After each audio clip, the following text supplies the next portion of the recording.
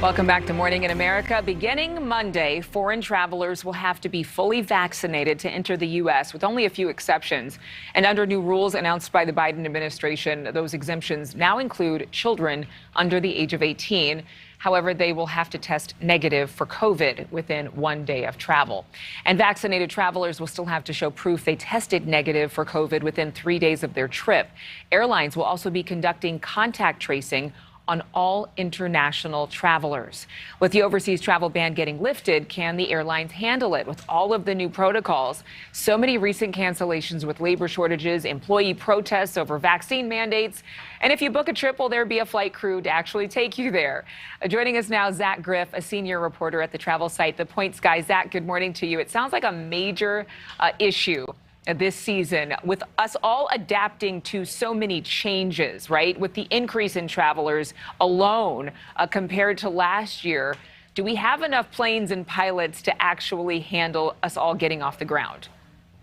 Yeah, well, good morning. And it is quite interesting. We have this monumental day in aviation for us on November 8th. All the international travelers who've been locked out of the country are once again welcome back. And as you take a look at our already stretched system that we've had throughout the pandemic, that's only going to be hit with many more travelers now coming through, that the borders are reopening, it's going to be very interesting to see what happens as it relates to these staffing shortages that have melted down airlines weekend after weekend with just a domestic schedule, really with international travel still at very much low levels throughout the pandemic. So this one's really going to be interesting to see. We don't necessarily know exactly how it's going to pan out, but one thing that is very important to realize is that these changing entry regulations are definitely going to take a few days, and it happening just over 2 weeks before Thanksgiving, one of the big peak holiday periods. Now, of course, you're saying that there aren't going to be too many international travelers coming in, especially in this beginning season of reinstating or lifting that travel ban. But how will this actually impact domestic travel? Yeah, so again, as we've seen weekend after weekend, we are working with an already stretched system. This isn't just the airlines. The TSA is also having staffing shortages for their contractors and for their employees, screeners at the airports. And so domestic connections are going to be up. There are going to be more international travelers over the coming weeks and months coming in and taking domestic flights. So we can expect them to be full or even more full than they already are today. And with the holiday period coming, yes, airlines are hiring more people, but it's going to take a long time to ramp these new hires up. And, it only takes 1 or 2 weather events to have another similar meltdown to what we've had. Any advice for travelers that you've seen actually works for dealing with all of this?